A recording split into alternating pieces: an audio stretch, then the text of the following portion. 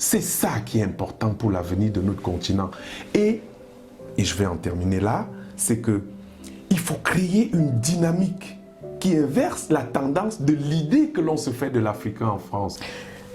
Aujourd'hui, vous êtes impliqué dans le projet Malité Ensemble. Pourquoi avoir accepté? La réponse, on a déjà un petit bout, mais pour ce cas spécifique-là, qu'est-ce qui vous a poussé à accepter de vous engager aux côtés des promoteurs de ce projet? Il y a plusieurs raisons et il y a aussi des mobiles. Je vais commencer par les mobiles. En réalité, je rêvais avec d'autres de mettre sur pied une organisation de cette nature il y a longtemps.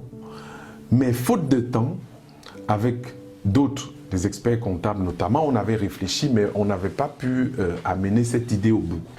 Donc, dès lors que ces deux jeunes particulièrement sont venus me voir pour évoquer cette idée, je n'ai pas hésité un seul instant à les accompagner. Pourquoi? Et là, je parle non plus des mobiles, mais des raisons fondamentales qui m'amènent à les aider, en tout cas à les accompagner dans leur projet. C'est que il faut de la structuration économique au sein de notre communauté. J'entends par structuration économique une organisation de personnes qui ont une vision par rapport à ce qu'ils veulent faire. Et Malité Ensemble, sa vision, c'est quoi? Sa vision, elle est très simple et vous pouvez le voir sur leur site internet. Ils font du networking, c'est-à-dire qu'ils vont rassembler les gens, on va parler de leur projet, ces gens seront accompagnés par des experts de haut niveau pour structurer leur projet et réaliser leurs rêves. À partir du moment où ils le font, ça veut dire qu'ils permettent à des gens de créer une société, de pouvoir renforcer leurs capacités dans des domaines spécifiques qui sont extrêmement complexes. Et par ailleurs aussi, cela leur permet de créer de l'emploi, pas seulement pour la communauté, mais aussi pour le pays tout entier. Et c'est pour ça que je rêve que Malité Ensemble puisse se développer et nouer rapidement des partenariats à la fois institutionnels et non institutionnels, non seulement en France, mais aussi à l'étranger, pour pouvoir, n'est-ce pas, réaliser son idéal. Nous arrivons pratiquement au terme de ce premier portrait. Quel point auriez-vous aimé évoquer jusque-là qui n'a pas été abordé?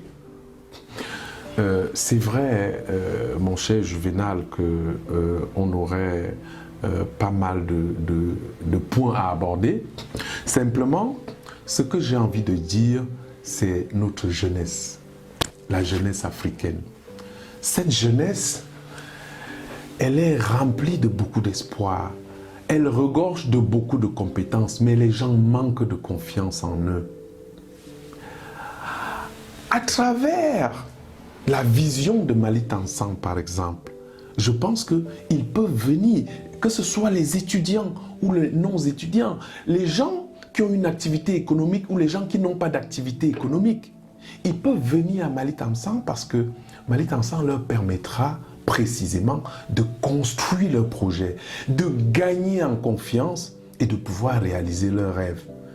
C'est ça qui est important pour l'avenir de notre continent. Et je vais en terminer là, c'est qu'il faut créer une dynamique qui inverse la tendance de l'idée que l'on se fait de l'Africain en France.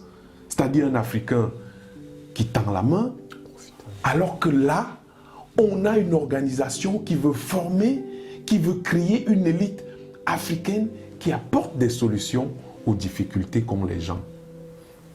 Je vous remercie.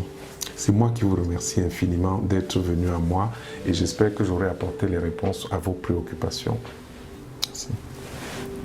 Rebonjour à tous.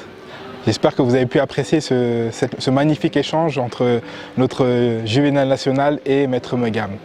En tout cas, je tenais à remercier toutes les personnes qui ont participé aux rencontres du MAN. Très bientôt, nous retrouverons d'autres personnes impactant de la communauté afro-descendante de notre magnifique région Auvergne-Rhône-Alpes. Merci et à très bientôt sur notre chaîne du Malité. Allez, au revoir.